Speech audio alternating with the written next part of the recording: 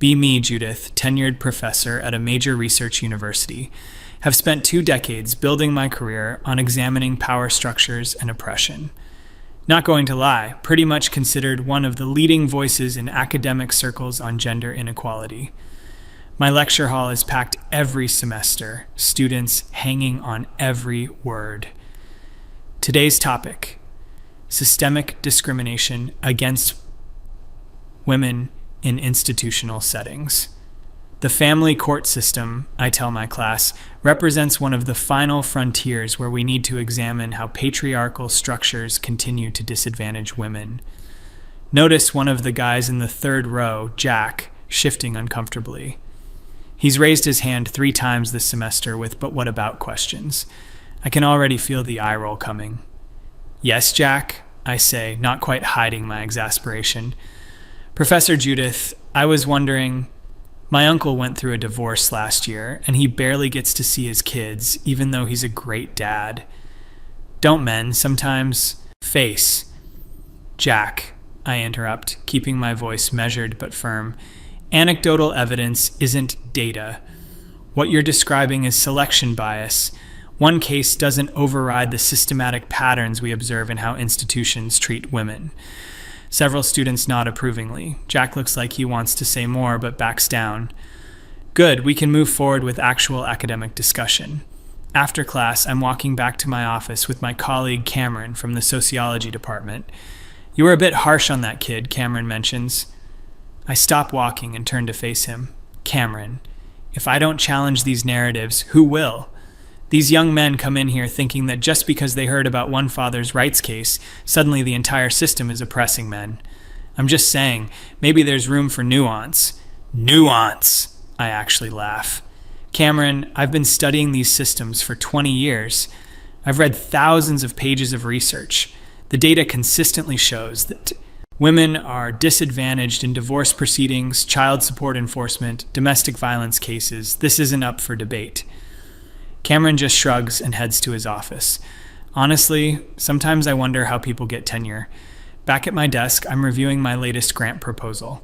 Massive 5-year study examining family court outcomes across multiple jurisdictions. The goal? Finally compile comprehensive, irrefutable evidence of how family courts discriminate against women. Going to look at custody decisions, financial settlements, parenting time allocations, everything. Been waiting my whole career to do something this definitive. The University Review Board approved it last month. $800,000 in funding. Going to publish something that becomes required reading in every family law course in the country. 3 months into the research, I've got a team of 4 research assistants. We're pulling data from family court records in 7 different states. Thousands of cases. Every custody hearing, every divorce settlement, every modification request from the past decade. I've designed the methodology myself. Triple-blind coding to eliminate bias. Statistical controls for income, education, work schedules, prior involvement in childcare. This is going to be airtight. No men's rights activist is going to be able to poke holes in this. My research assistant, Connor, knocks on my office door during data collection phase. "Professor Judith, I'm noticing something weird in the preliminary coding." "Weird how?" "Well, when we control for employment status and prior childcare involvement, there's this pattern where fathers are requesting joint custody at higher rates than mothers, but they're receiving it at significantly lower rates." I frown. "Connor, we're only 3 months in. Preliminary data always has noise. That's why we're doing a 5-year study with a massive sample size." "Right, but let's not draw conclusions from incomplete data. Sets. That's sloppy methodology." He nods and leaves. Honestly, I need to remember that research assistants are still learning. They see one anomalous pattern and think it means something. 6 months in, I'm presenting our progress at a faculty meeting. Outline our methodology, sample size, the rigor of our approach. What I expect we'll find, I tell the room, is that despite rhetoric to the contrary, Mothers continue to face judicial bias that assumes their career ambitions make them less suitable parents, while fathers are rewarded for even minimal involvement. Professor Richard from the law school raises his hand. Judith, have you built in any mechanisms to test if the opposite is true? Scientific method requires falsifiability. I give him my most patient smile.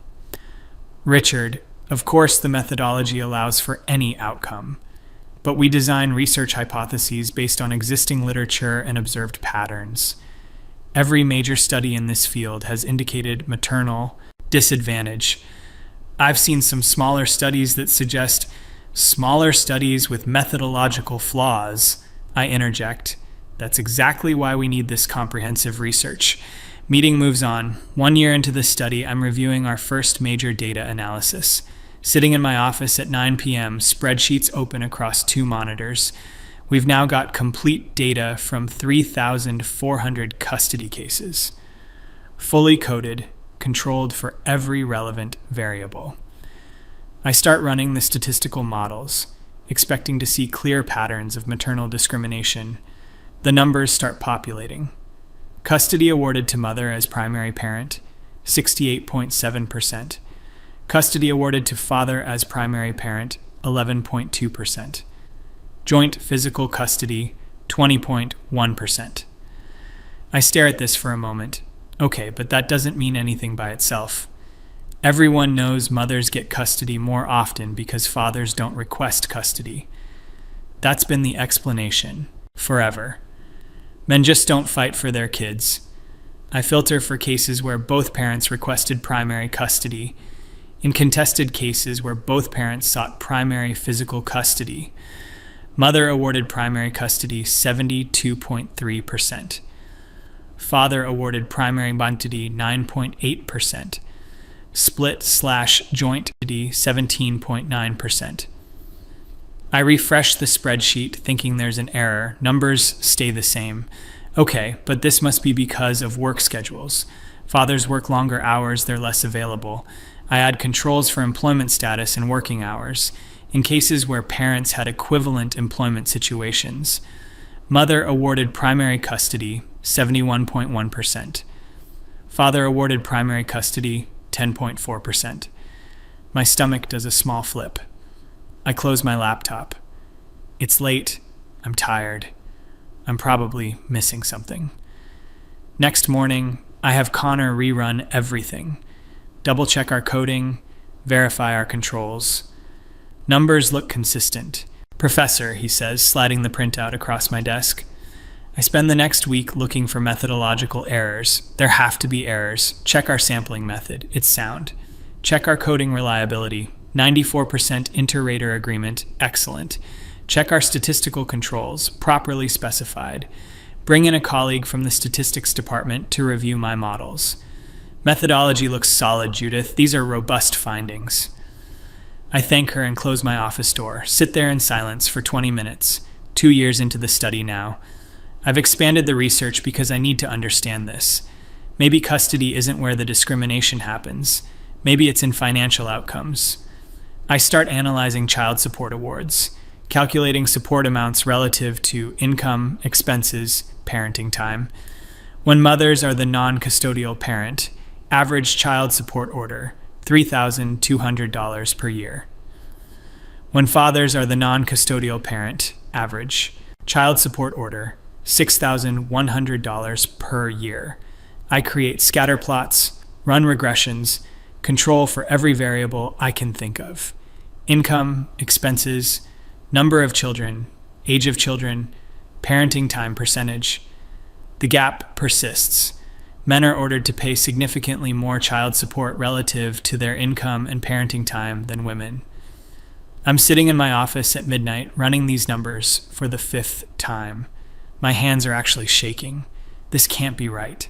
There has to be something I'm missing, some confounding variable I haven't accounted for.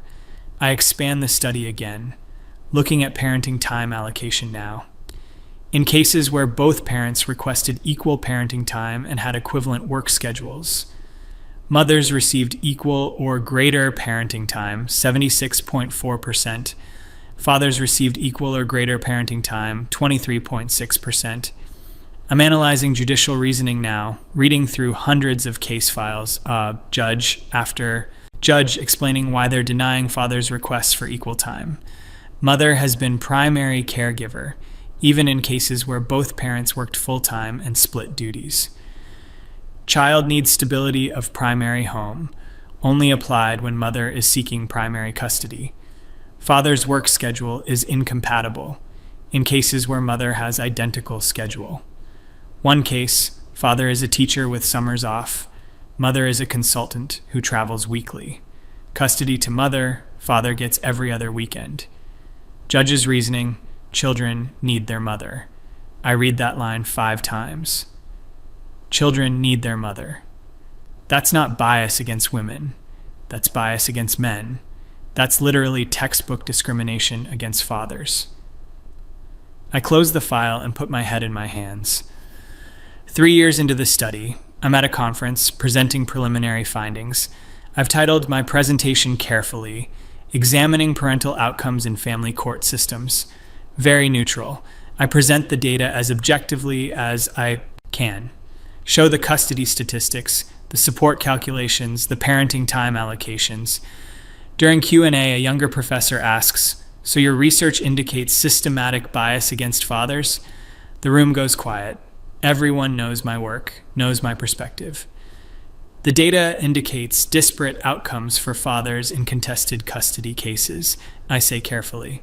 I can feel my face getting hot. But would you characterize this as institutional discrimination against men? She presses. The numbers show a pattern that warrants further investigation. I'm dodging and I know it, and everyone in the room knows it. Back home, I can't sleep, lying in bed at 3 a.m. staring at the ceiling. 20 years. 20 years I've been teaching that systems are rigged against women. I've written 3 books, dozens of papers, given hundreds of lectures, built my entire reputation on analyzing how institutions oppress women. And my own research, the most comprehensive study I've ever designed, with the most rigorous methodology I've ever employed, proves the opposite, at least in this one system. Family courts are discriminating against men, systematically, measurably, significantly. I get up and pour myself a drink even though it's 3 a.m., sit at my kitchen table with my laptop, pull up the data again like maybe it'll be different this time. It's not different. Mothers are favored in custody decisions even when fathers are equally qualified. Fathers are held to higher standards and face greater scrutiny. Judges apply different reasoning based on parent gender. Men pay more child support relative to their circumstances. Fathers get less parenting time even when they request it and can accommodate it. The numbers are clear. This is institutional discrimination. This is systematic bias. If the genders were reversed, I would call this oppression without hesitation. I think about Jack in my class, his uncle who barely sees his kids. I dismiss that as anecdotal. But what if there are thousands of cases like that? What if the plural of anecdote actually is data when you collect enough of them? What if I've been wrong? 4 years into the study, I'm supposed to be writing this up for publication. I've been stalling for months. My research team keeps asking when we're submitting. I tell them I want to be absolutely certain before we publish. Truth is, I don't know how to publish this. I don't know how to write a paper that contradicts everything I've spent my career arguing. Cameron stops by my office. How's the family court research going? It's complicated. Complicated how? I hesitate. Then I just say it. The data doesn't show what I expected. He waits. Cameron, fathers are getting screwed in family courts. Like, systematically. The numbers are undeniable. He sits down. What are you going to do? I don't know. If I publish this, do you know what happens? Every men's rights group in the country will use my research to argue that men are oppressed. My own students will question everything I've taught them. Is the research sound? It's the most methodologically rigorous study I've ever conducted. I've checked everything multiple times, had outside statisticians verify it. The findings are robust. Cameron leans back in his chair. So you have a choice between your ideology and your academic integrity. I want to argue, but he's right. That's exactly the choice. What would you tell one of your students in this situation? He asks. I know what I'd tell them. I've said it 100 times in seminars. Follow the data wherever it leads. Truth over comfort. There's your answer. He leaves, and I'm alone with my laptop again. I think about all the times I've lectured about academic honesty, about pursuing truth regardless of political implications, about how real scholarship follows evidence, not ideology. I've said those words so many times, meant them too. Never thought I'd be the one tested on it. I open a blank document and start writing the paper. It's the hardest thing I've ever written. Every sentence feels like I'm betraying something. But the data is there, clear, consistent, comprehensive. I write about custody disparities, about fathers being held to different standards, about systematic patterns of judicial bias, about how family courts favor mothers even when controlling for all relevant factors. I include every statistic, every analysis, every control. Make it impossible to dismiss. 5 months later, the paper is done. I've submitted it to the top family law journal. Peer review takes 3 months. Reviewers come back with comments. Methodology is exemplary. Findings are striking and well supported. This will be controversial, but the research is sound. They accept it for publication. I sit in my office holding the acceptance letter, should feel triumphant. This is the biggest publication of my career, most rigorous research I've ever done. Instead, I feel sick. The paper publishes 6 months later. The response is immediate. Men's rights groups are sharing it everywhere. Even feminist researchers admit family courts discriminate against fathers. Major study proves fathers' rights activists were right all time. My inbox is flooded. Half the emails are from men thanking me, telling me their stories. Fathers who haven't seen their kids in years. Men paying 60% of their income in support while working 2 jobs. Guys who were assumed to be deadbeats or abusers just because they were fathers fighting for custody. The other half are from colleagues and former allies. How could you publish this? You're giving ammunition to misogynists. This research will be used to hurt women. I'm sitting in my office reading these emails, one from a father named Mike, hasn't seen his daughter in 4 years. His ex-wife made false abuse allegations. No evidence, charges dropped, but he still lost custody. Gets supervised visitation twice a month. Pays $2,000 monthly in support. Your research is the first time I've felt like someone in academia actually saw us, he writes. I think about how I would have responded to this email 5 years ago. Would have dismissed it. Would have assumed he was leaving out information. Would have thought, there must be a reason he lost custody.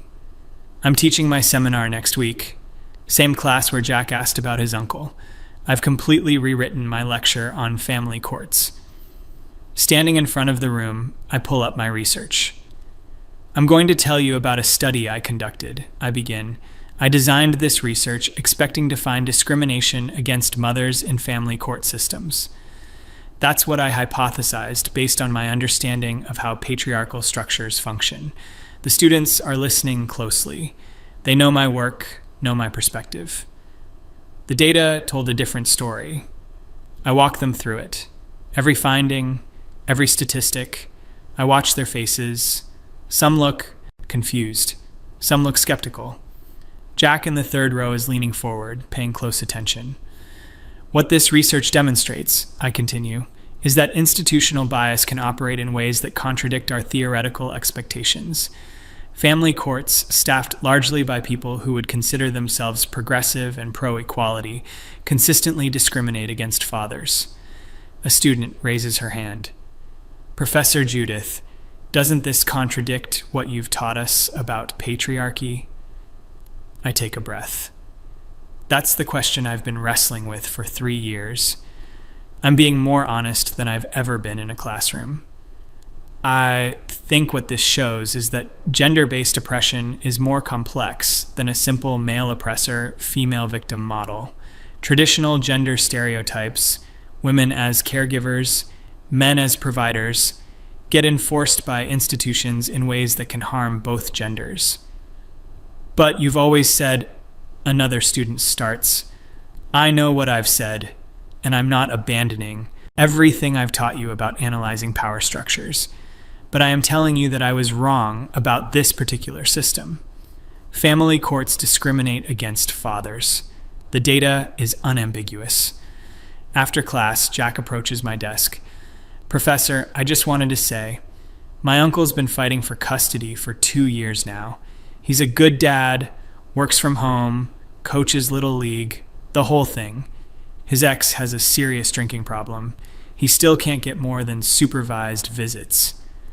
I look at him, really look at him, not as an annoying student with "what about men?" questions, as someone trying to tell me about a real injustice he's witnessed.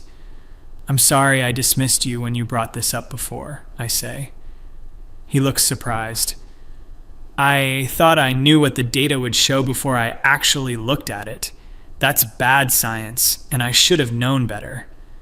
Jack nods, doesn't gloat, just says thanks and leaves. Later that week, I'm invited to give a talk at a conference. Used to be one of their regular keynote speakers. This time, they've asked me to participate in a panel on my family courts research. When I arrive, I see who else is on the panel. Robert, a father's rights attorney I've publicly criticized in the past, called his work regressive in a published review. He sees me and nods. I nod back. During the panel, he presents data from his casework, patterns that match exactly what I found in my research. When it's my turn, I acknowledge this. Robert's observations from his legal practice align with what we found in our systematic review of court data. I owe him an apology for dismissing his work without properly examining the evidence he was presenting. The moderator looks shocked. Robert looks shocked. Honestly, I'm a bit shocked at myself. But it's true. He was right, and I was wrong. After the panel, Robert and I end up talking. That took guts, he says, publishing research that contradicts your previous positions. It took 5 years of denial. First, I admit, but you published it. A lot of people wouldn't have. We talk about the data, about patterns he's seeing in current cases. He's not a monster or a misogynist, just a lawyer who noticed his clients were facing systematic bias and decided to do something about it, and I called him regressive for it. Back at the university, things have shifted. Some colleagues won't talk to me. Others have quietly said they respect the research, even if they're uncomfortable with the implications. My class enrollment is down. Some students dropped when they heard I was sympathizing with men's rights activists. Others enrolled specifically because they want to hear about the research. I'm sitting in my office one evening, looking at my bookshelf. 3 books I've authored about gender oppression, dozens of papers, 20 years of work. It's not all wrong. Women do face discrimination in many systems. Wage gaps, harassment, reproductive rights, violence, that's all still real. But I was so convinced that women were oppressed in every system that I couldn't see where men were getting screwed. Couldn't see it even when students like Jack were telling me about it. Couldn't see it until my own rigorous methodology forced me to look. My phone buzzes. Email from a colleague at another university. She's designing a study on sentencing disparities in criminal courts.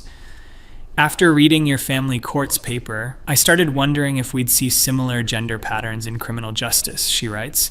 My preliminary data shows men receive 63% longer sentences than women for the same crimes with the same criminal history.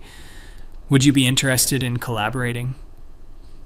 I stare at this email. Part of me wants to delete it, wants to go back to when things were simpler, when I knew who the oppressors were and who the oppressed were, when I could walk into a classroom and speak with complete certainty. But that certainty was based on not looking too closely at data that contradicted my beliefs, based on dismissing people who tried to tell me about injustices I didn't want to see. I hit reply. Yes, I'd be very interested in collaborating.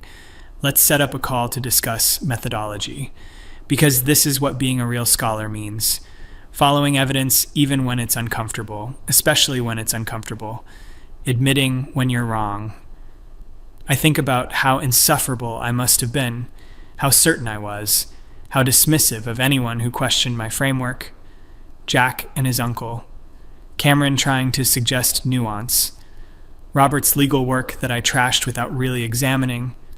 All those fathers who tried to tell their stories and got labeled as whiners or liars.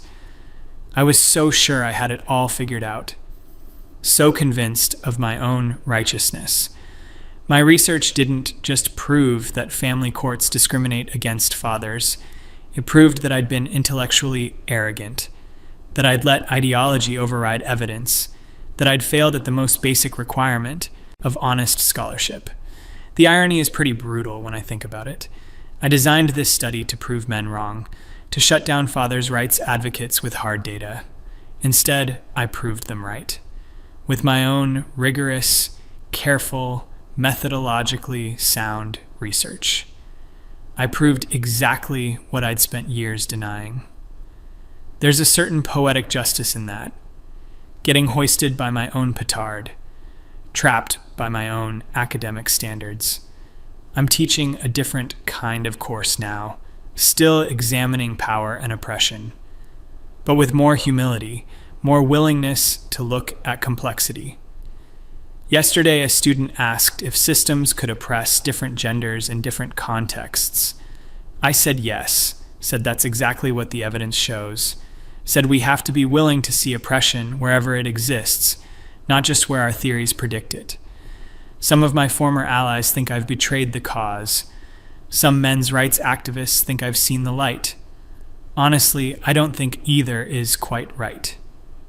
I just finally started doing what I always claimed to do, following the evidence. It just took my own comprehensive research study proving me completely wrong to make me do it. Sitting here now, looking at citation counts for my family courts paper, it's being cited more than anything else I've written. Becoming required reading in law schools, being used in custody cases across the country. Fathers' attorneys are citing my research to challenge judicial bias. Some courts are actually changing their practices because of it. This paper is going to have more real-world impact than 20 years of my previous work combined. And it's the paper I never wanted to write. The research that contradicted everything I believed. The data that shocked me so much I spent 3 years in denial. I guess that's the thing about truth. It doesn't care about your ideology, doesn't care about your career, doesn't care about your certainty. It just is. And if you're actually committed to finding it, sometimes it finds you, even when you really, really wish it hadn't.